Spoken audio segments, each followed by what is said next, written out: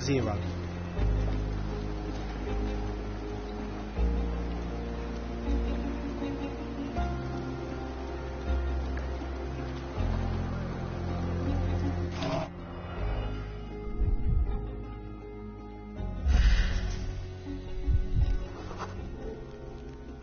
Police boots. Always happy to tramp a man's footprint. A heavy boot with a worn-out sole.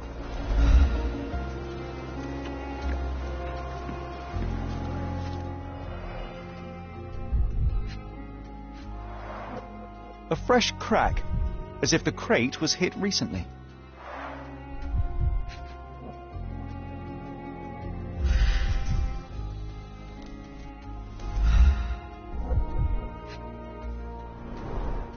Someone bled profusely here.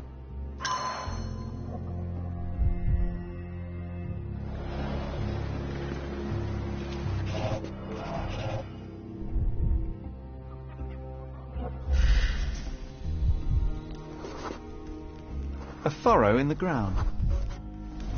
A blood trail leading to or from the canal.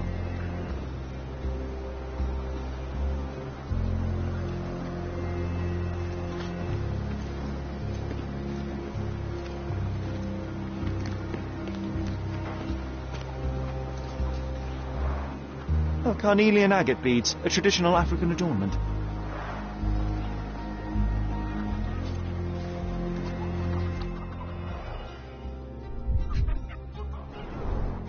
The blood sprayed off the blade after the strike.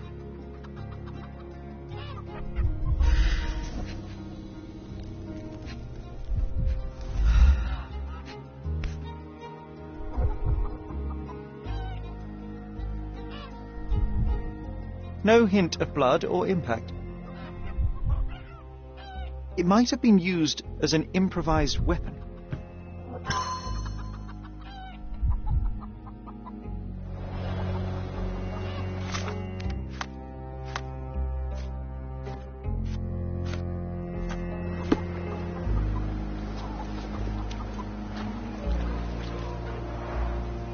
Someone was dragged against their will.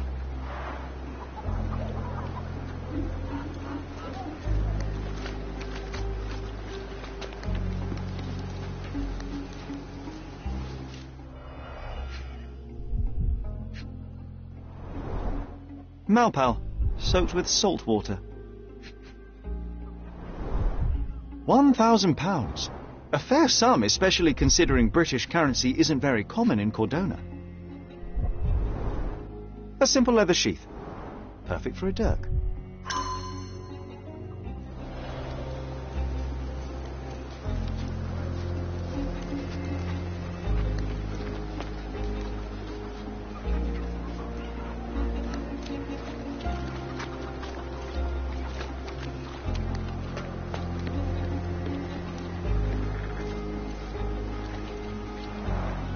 Clearly a left handprint here.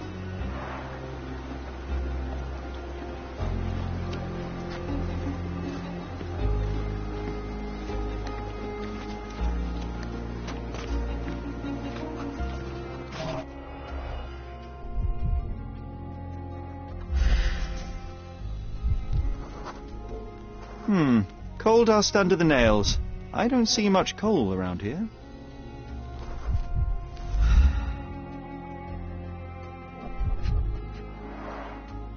Heavy boots, with one sole far more worn than the other. This man was Limping John.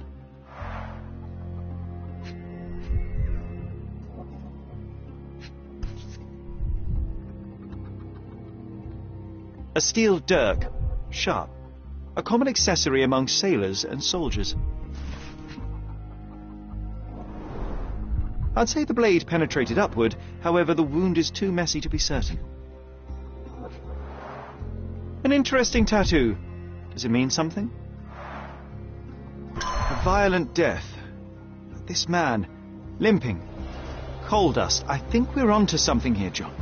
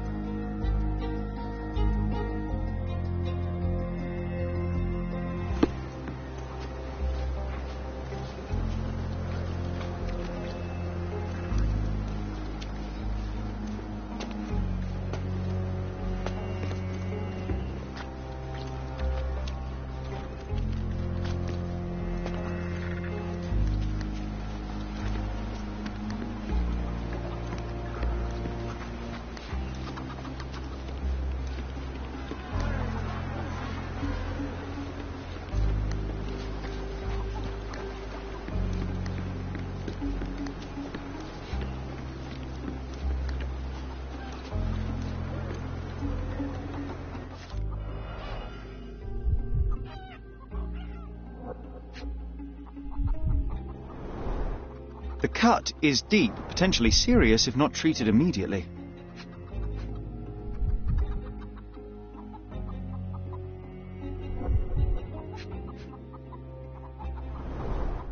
He is in shock, feverish and dehydrated. Sherry, you know first aid. Surely you have a duty to help this man. You can't leave him to certain death.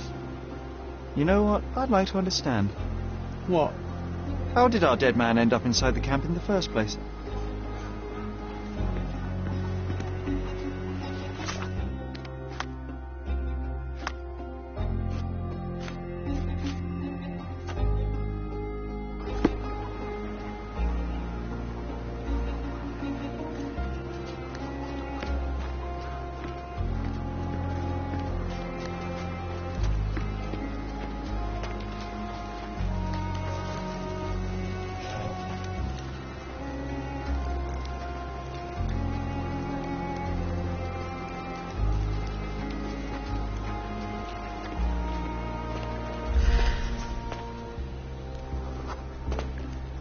Just washed.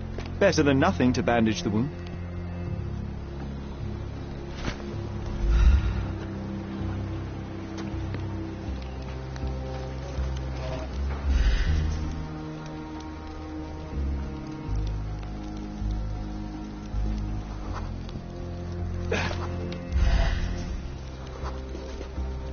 I'll use it to create a solution.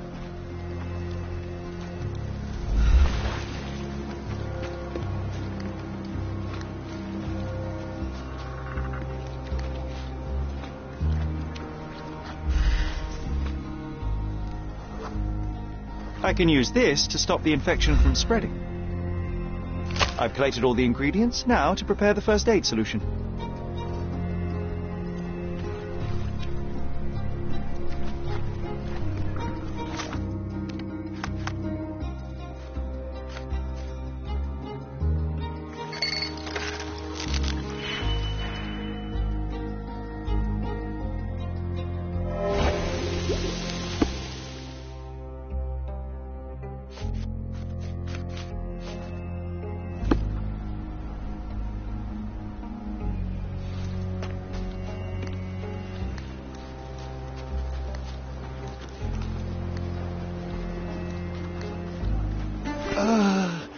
Thank you. This should make you feel better, my friend. Now remain lying down and drink as much water as you can. Well done, Sherry. At least he won't die from the infection.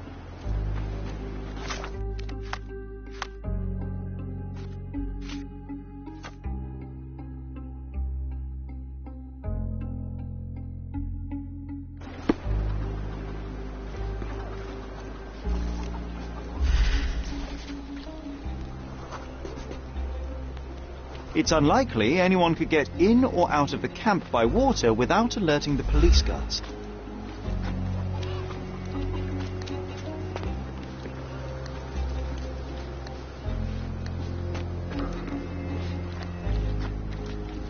If they find out about the passage...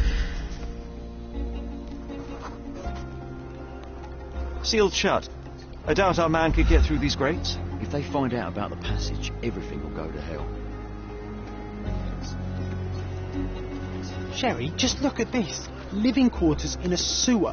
What kind of a genius bureaucrat came up with this idea?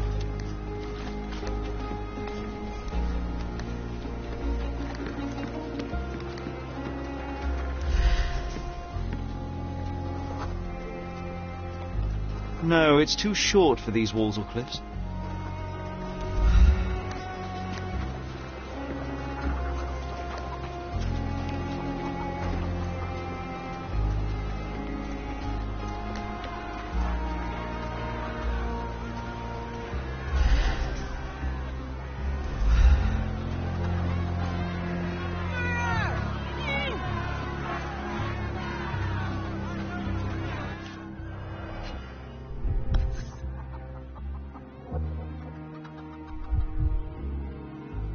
A single Malpal butt. Roadman cigarettes. A brand highly regarded by law enforcement officers. So there wasn't any sophisticated infiltration plan. The good old police just let the man into the camp. Now we have everything we need to get the full picture of what happened at the camp.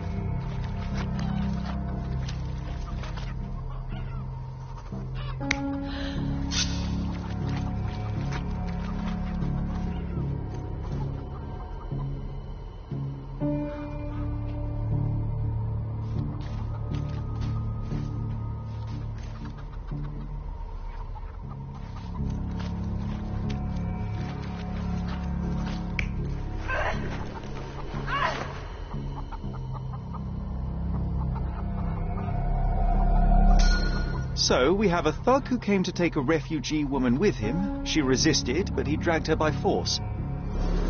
One of the refugees stood in his way, armed with a stick, yet he could do nothing against a cutthroat with a blade. The man didn't anticipate that the other refugees would intervene and stand against him.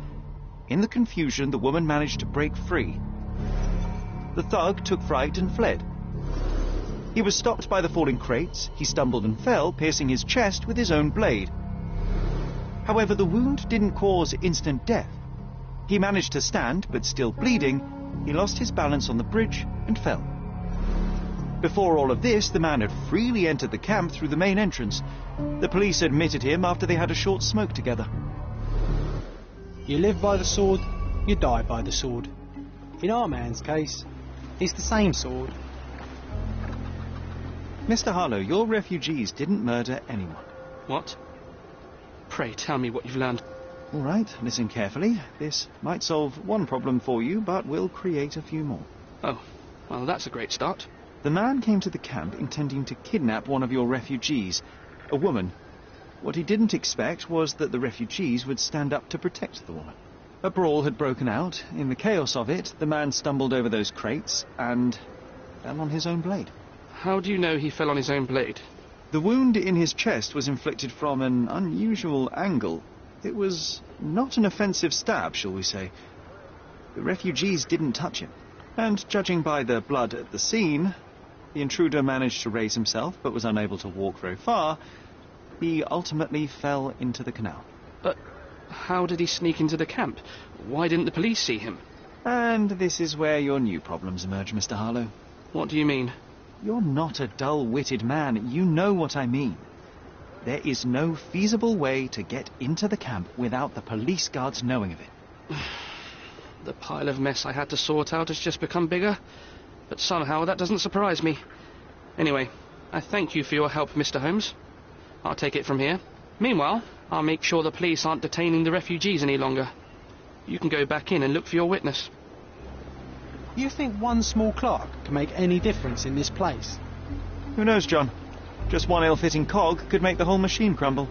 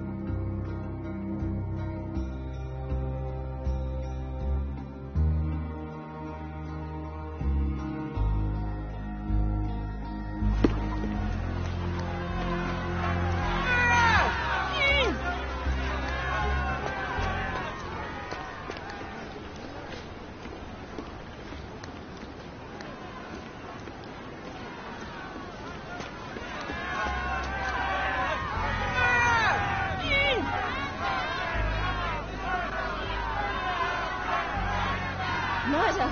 Beasts!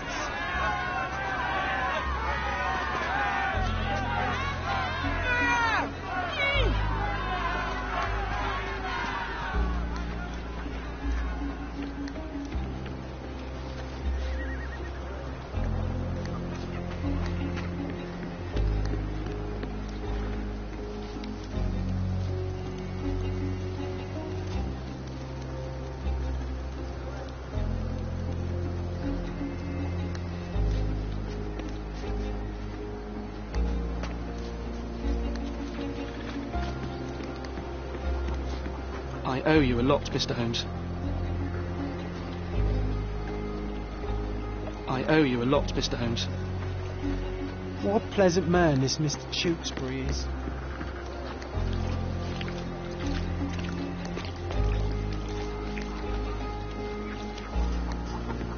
You're the one who tended to our man's wounds. I thank you greatly. The police didn't allow us to help him. The police will leave you alone now. I've proven to them that the man who came into the camp died due to his own foolishness. Thank you for standing up for us. But nobody would help us without a reason. You're here because you want something. Yes, I do.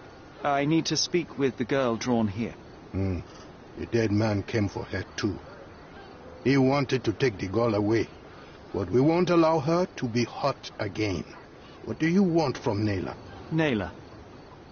She was hurt some time ago. I'm here to find the people who did this and bring them to justice.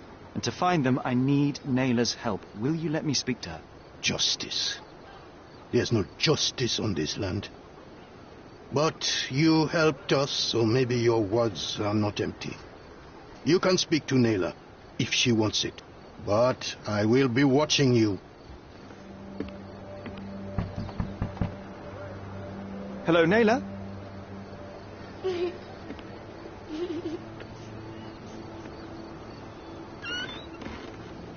My name is Sherlock. I know someone hurt you. I am here to help. I'm trying to find the people involved and bring them to justice. Please. There is a photograph, and I'm sorry, it is terrible, but I simply must ask. Where did this happen? What can you tell me about these people? Christ, Sherlock. Naylor, I'm sorry. I'm not very good at this. You come here for me, but you are rude and cruel and condescending. A cross. The man had this cross. Now go away. Leave us be. I do not need another white man's help.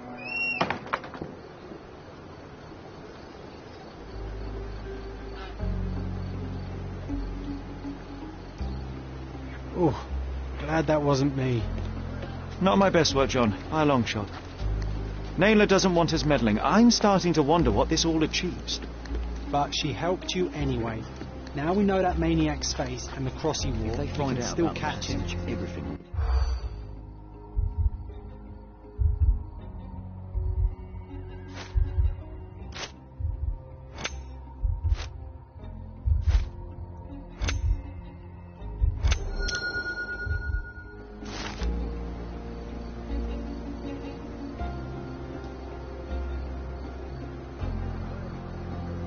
Nobody will know anything if you keep your bloody mouth shut.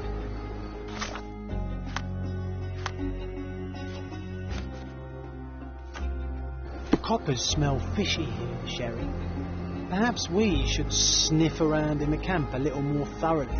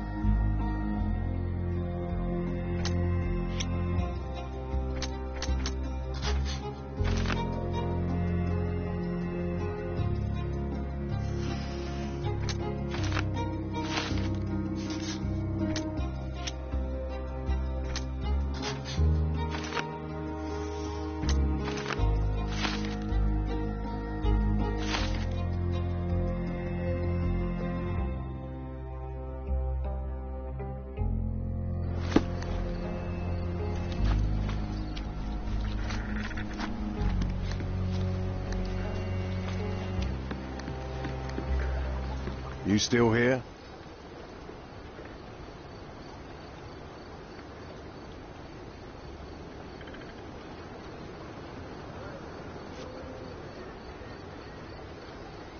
The guards at the sewers were speaking about taking refugees out of the camp. Do you know anything about this, Inspector? Less than you do, obviously. And this doesn't bother you as an officer of the law? I can neither punish them nor put them on the right track, if that's what you're asking. Maybe your friends at City Hall could do something about it, but I seriously doubt that. To be honest, I'm sick and tired of being frowned on for my uniform. If those fine gentlemen you've eavesdropped on are in some shady business, that's on their heads.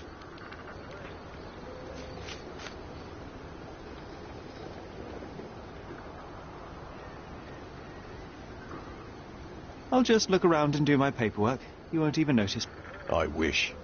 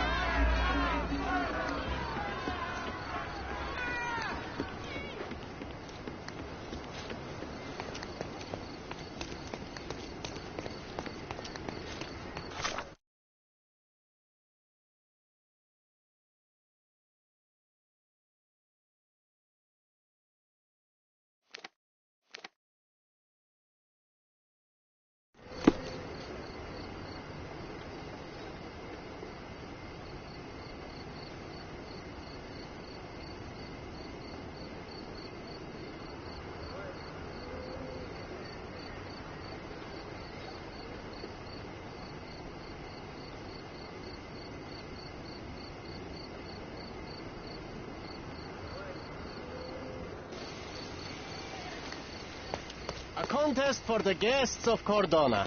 Find hidden treasure.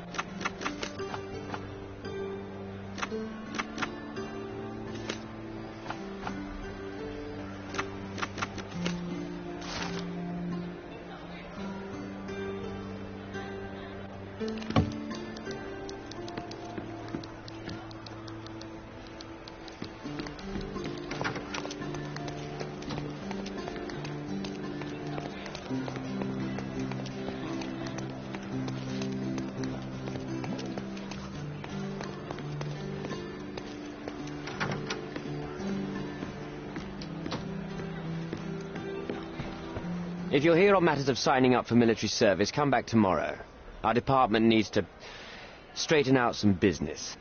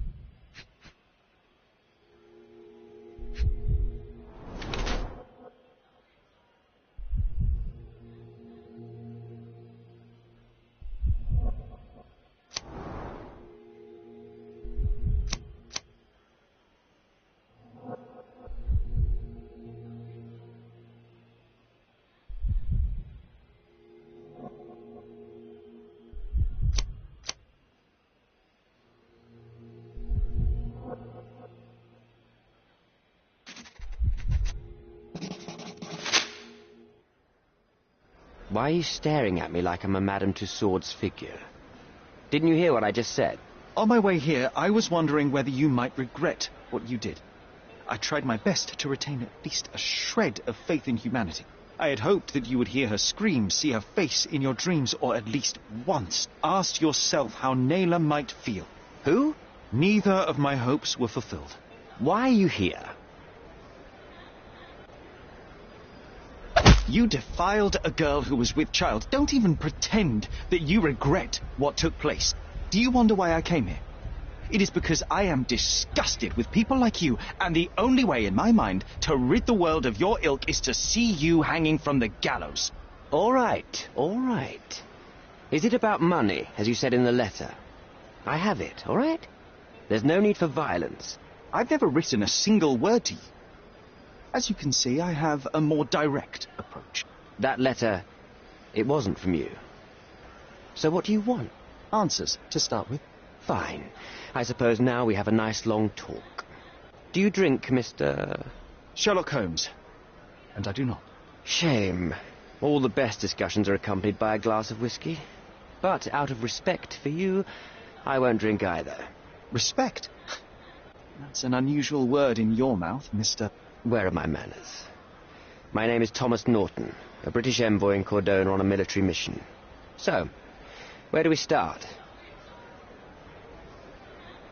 You mentioned blackmail. Tell me about it. All right.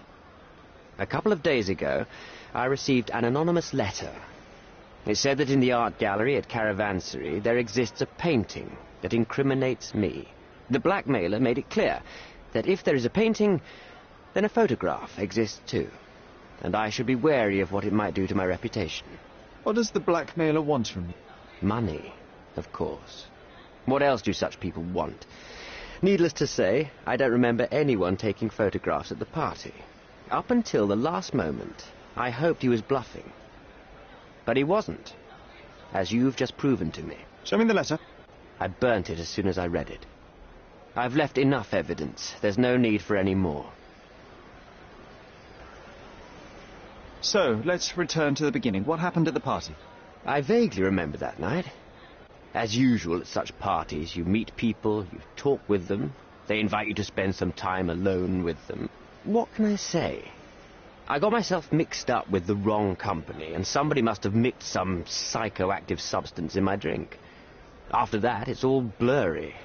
I completely lost my sanity. I made a terrible mistake which I regret deeply. You don't say. Do refugee girls often appear on the menu at those types of parties? It's rather rare. So you didn't attend the party to engage in an exotic experience involving a vulnerable woman unable to accuse you of assault? I would never have planned such a terrible thing. What happened was just bad circumstance. The painting that depicted you in the image of the devil was stolen by a mercenary. Did you have anything to do with it? I might be a rotten person, sir, but hiring criminals for illicit purposes is not in my daily schedule. And buying the painting in an attempt to hide the crime, is that on your daily schedule? What would you do in my situation? I would never put myself in such a situation. You're young. I could never have imagined myself in my current position. Yet, here I am in front of you. We all make mistakes, Mr. Holmes. And I'm no exception. Boniface Mercurio, does the name mean anything to you? He's an artist, right? The one responsible for the painting that compromises you. I found him dead in his room. Oh, that is bad. Wait, you don't think that I have anything to do with this? You had motive to kill him. Maybe I did, but listen. I know how this looks, but murder? That's on another level. I had thoughts that this Mercutio... Mercurio? Well, him, yes. I thought he could have been the blackmailer. But I was too afraid to make any hasty decisions. There were plenty of ways to fail by making a move, so I chose to wait, to see what he would do next. You have to believe me. I don't believe people, I believe evidence. Then look at the evidence. Mr. Holmes, I've built my entire career on hard work and uncompromising dedication to the Crown. I made a mistake, but I'm not a villain from some cheap adventure fiction. By putting me behind bars, you will benefit precisely no one. Rotting in prison is the least you deserve, but I have a better idea. You will make amends and help the ones you hurt.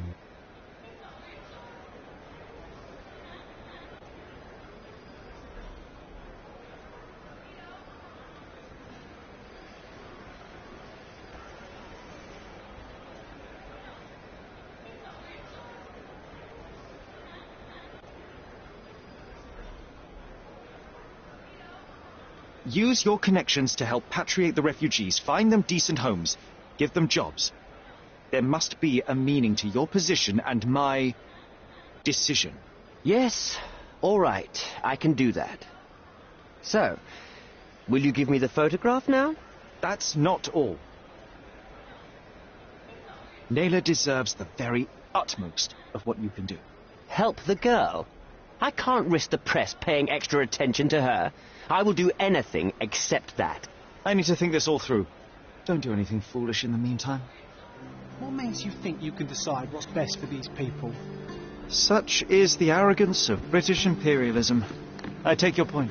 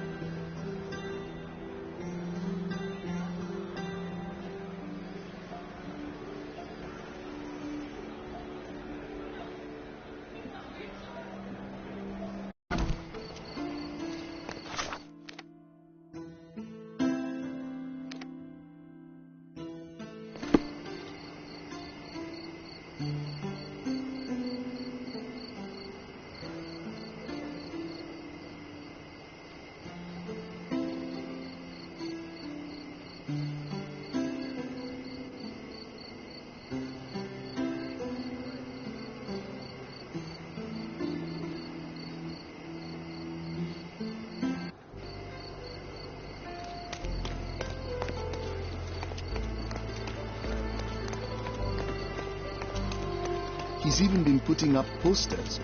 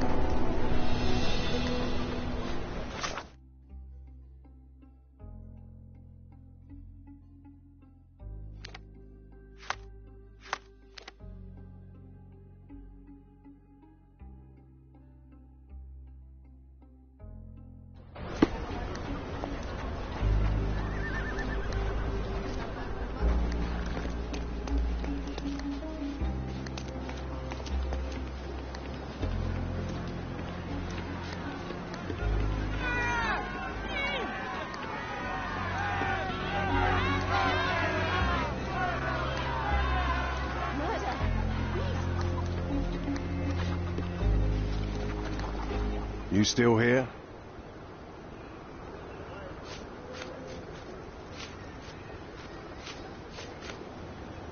The intruder has a most peculiar tattoo on his neck, 2 lines and a point. Do you know anything about... You really want to know, kid? Why? You want to play a policeman or something? I'm sure you have it in your records, so it won't hurt if I have it in mine. In my records, it's just a tattoo, as it should be in yours. Ah, to hell with you. Suit yourself as to what you're going to do with it. Off the record, though, such tattoos are often connected to a man named Mr. Niccolo Bernadotti. Bernadotti, you say? A respectable businessman in Scaladio.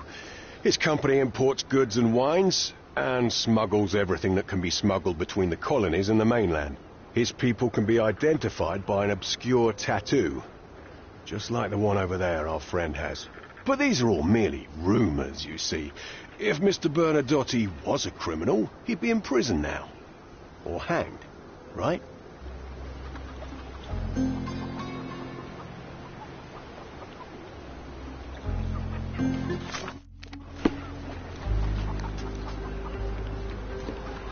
Sherry, wait. You might want to settle all the matters in the camp before leaving. You probably won't be coming back here anytime soon.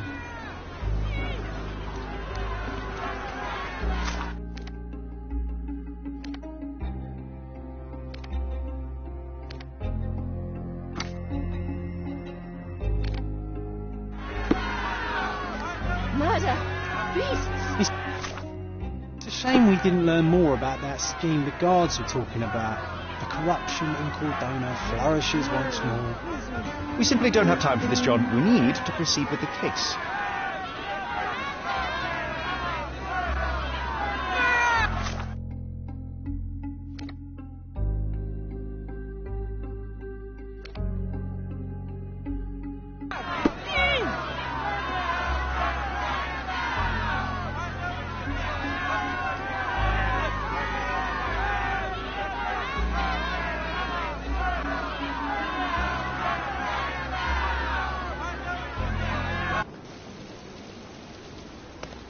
Guests of Cordona, the treasures await you.